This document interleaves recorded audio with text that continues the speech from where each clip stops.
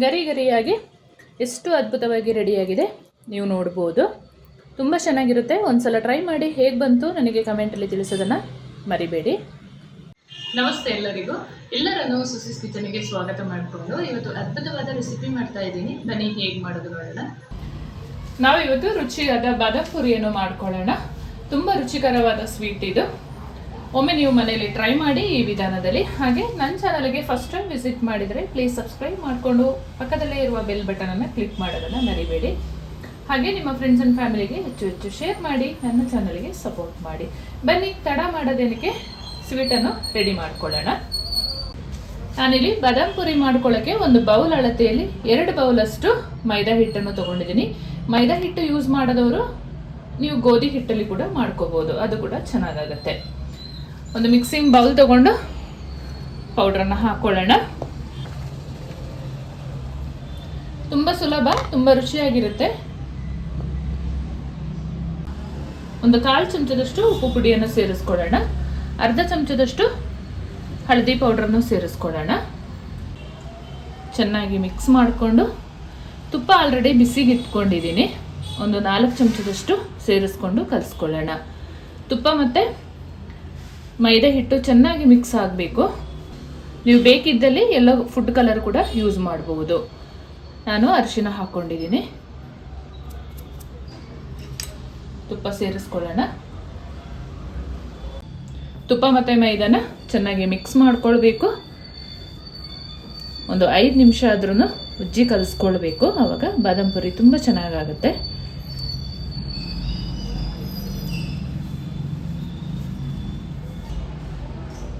ಕೈಯಲ್ಲಿ ಈ ಥರ ಹಿಡ್ಕೊಂಡ್ರೆ ಮುದ್ದೆ ಆಗಿರಬೇಕು, ಅಷ್ಟು ಚೆನ್ನಾಗಿ ಕಲಿಸ್ಕೊಳ್ಬೇಕು. ಸ್ವಲ್ಪ ಸ್ವಲ್ಪ ನೀರು ಹಾಕ್ಕೊಂಡು ಕಲಿಸ್ಕೊಳ್ಳೋಣ. ಚಪಾತಿ ಹಿಟ್ಟಿನ ಹದಕ್ಕೆ ಕಲಿಸ್ಕೊಂಡ್ರೆ ಆಯಿತು.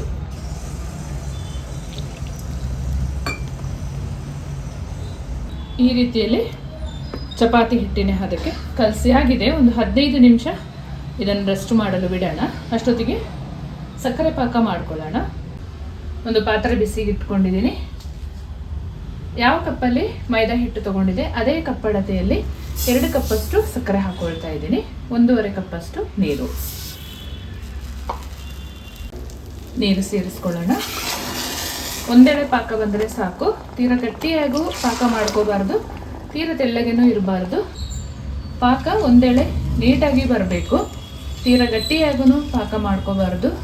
ಗಟ್ಟಿಯಾದರೆ ಬಾದಾಮ್ ಪುರಿ ಹೀರ್ಕೊಳ್ಳಲ್ಲ, ತೆಳ್ಳಗಾದರೆ ಬಾದಾಮ್ ಪುರಿ ಮಾಡಿ ಪಾಕದೊಳಗಡೆ ಹಾಕುವಾಗ ಕದರಿ ಹೋಗೋ ಚಾನ್ಸಸ್ ಇರುತ್ತೆ. ಹಾಗಾಗಿ ಫೈನಲ್ ಆಗಿ ಪಾಕನೊಮ್ಮೆ ಚೆಕ್ ಮಾಡ್ಕೊಳ್ಳೋಣ.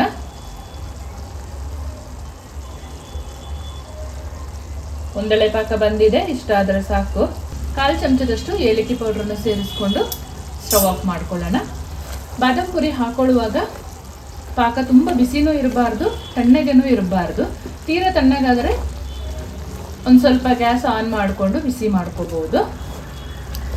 ಬಾದಾಮ್ ಪುರಿ ಫ್ರೈ ಮಾಡ್ಕೊಳ್ಳೋದಕ್ಕೆ ಎಣ್ಣೆ ಬಿಸಿಗೆ ಇಟ್ಕೊಂಡಿದ್ದೀನಿ ಆಲ್ರೆಡಿ. ಕಲಸಿಟ್ಟು ಕೂಡ 15 ನಿಮಿಷ ಆಯಿತು. ಸ್ಲ್ಯಾಬ್ ಮೇಲೆ ಹಾಕ್ಕೊಂಡು ಒಂದ್ಸರಿ ನಾದ್ಕೊಳ್ಳೋಣ. ಪೂರಿಗಿಂತ ಸ್ವಲ್ಪ ದೊಡ್ಡದಾಗಿ ಉಂಡೆ ತಗೊಳ್ಳೋಣ. ಚಪಾತಿಗಿಂತ ಸ್ವಲ್ಪ ಸಣ್ಣದು ತೊಗೊಂಡು ಮಾಡಿಕೊಂಡ್ರೆ ಆಯಿತು. ಈ ರೀತಿಯಲ್ಲಿ ರೋಲ್ ಮಾಡ್ಕೊಳ್ಳೋಣ.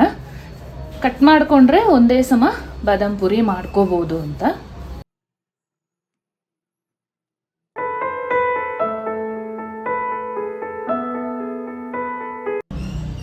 ಎಲ್ಲವನ್ನು ಬೌಲ್ ಒಳಗಡೆ ಸೇರಿಸ್ಕೊಂಡು ಒಂದೊಂದೇ ಉಂಡೆ ಲಟ್ಟಿಸ್ಕೊಳ್ಳೋಣ.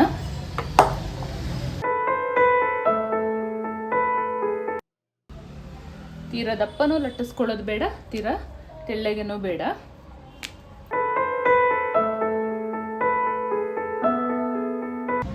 ಈ ರೀತಿಯಲ್ಲಿ ಲಟ್ಟಿಸ್ಕೊಂಡು ಈ ರೀತಿಯಲ್ಲಿ ಮಡಚ್ಕೊಂಡು ಸೈಡ್ ಮಾತ್ರ ಈ ಥರ ಪ್ರೆಸ್ ಮಾಡ್ಕೊಳ್ಳೋಣ. ಮಧ್ಯದಿಂದ ಟ್ರಯಾಂಗಲ್ ಶೇಪಲ್ಲಿ ಈ ರೀತಿಯಲ್ಲಿ ಮಾಡ್ಕೋಬೇಕು. ಈ ರೀತಿಯಲ್ಲಿ ಎಲ್ಲವನ್ನು ರೆಡಿ ಮಾಡ್ಕೊಳ್ಳೋಣ. ಈ ರೀತಿಯಲ್ಲಿ ಮಡಚ್ಕೊಳ್ಬೇಕು. ಸೈಡಲ್ಲಿ ಪ್ರೆಸ್ ಮಾಡ್ಕೋಬೇಕು. ಆಮೇಲೆ ಟ್ರಯಾಂಗಲ್ ಶೇಪಲ್ಲಿ ಈ ರೀತಿ ಮಾಡಿಕೊಂಡ್ರೆ ಆಯಿತು. ಎಲ್ಲವನ್ನು ಇದೇ ಥರ ಮಾಡ್ಕೊಳ್ಳೋಣ. ನಮ್ಮ ಬಾದಾಮ್ ಪುರಿ ಎಲ್ಲ ಈ ರೀತಿಯಲ್ಲಿ ಲಟ್ಟಿಸ್ಕೊಂಡು ರೆಡಿಯಾಗಿದೆ. ಇವಾಗ ಎಣ್ಣೆಯಲ್ಲಿ ಫ್ರೈ ಮಾಡ್ಕೊಳ್ಳೋಣ. ಎಣ್ಣೆ ಬಿಸಿಯಾಗಿದೆ, ಬಾದಾಮ್ ಪುರಿ ಹಾಕ್ಕೊಳ್ಳೋಣ. ಚೆನ್ನಾಗಿ ಕ್ರಿಸ್ಪಿಯಾಗಿ ಫ್ರೈ ಮಾಡ್ಕೋಬೇಕು.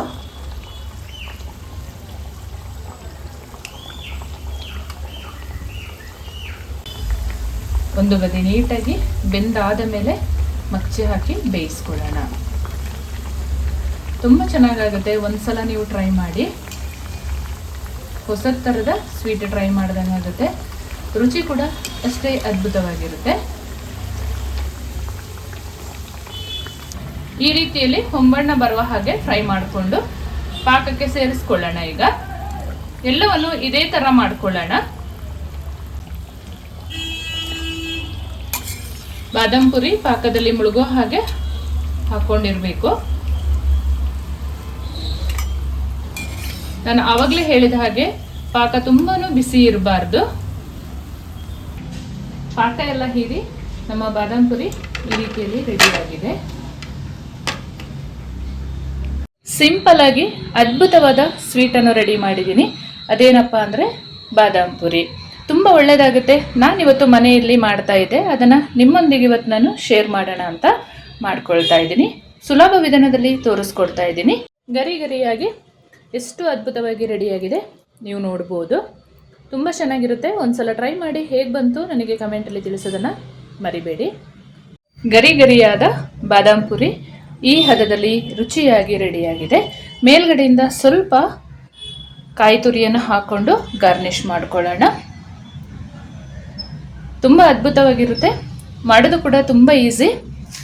ಪ್ರತಿದಿನ ಒಂದೇ ಥರ ಸ್ವೀಟ್ ಮಾಡೋದಕ್ಕಿಂತ ಈ ಥರದ ಡಿಫ್ರೆಂಟಾಗಿ ಸ್ವೀಟ್ ಮಾಡಿಕೊಂಡ್ರೆ ತುಂಬ ಒಳ್ಳೆಯದಾಗುತ್ತೆ. ಹಾಗೆಯೇ ತುಂಬ ಚೆನ್ನಾಗೂ ಕೂಡ ಇರುತ್ತೆ. ಮನೆಯವರೆಲ್ಲ ಇಷ್ಟಪಟ್ಟು ತಿನ್ನುವಂಥ ಈ ಬಾದಾಮ್ ಪುರಿ ಆಗಿರುತ್ತೆ. ಹಾಗೆಯೇ ನನ್ನ ಚಾನಲ್ಗೆ ನೀವು ಫಸ್ಟ್ ಟೈಮ್ ವಿಸಿಟ್ ಮಾಡಿದರೆ ಪ್ಲೀಸ್ ಸಬ್ಸ್ಕ್ರೈಬ್ ಮಾಡಿಕೊಂಡು ಪಕ್ಕದಲ್ಲೇ ಇರುವ ಬೆಲ್ ಬಟನನ್ನು ಕ್ಲಿಕ್ ಮಾಡೋದನ್ನು ಮರಿಬೇಡಿ. ಹಾಗೆಯೇ ನಿಮ್ಮ ಫ್ರೆಂಡ್ಸ್ ಆ್ಯಂಡ್ ಫ್ಯಾಮಿಲಿಗೆ ಹೆಚ್ಚು ಹೆಚ್ಚು ಶೇರ್ ಮಾಡಿ.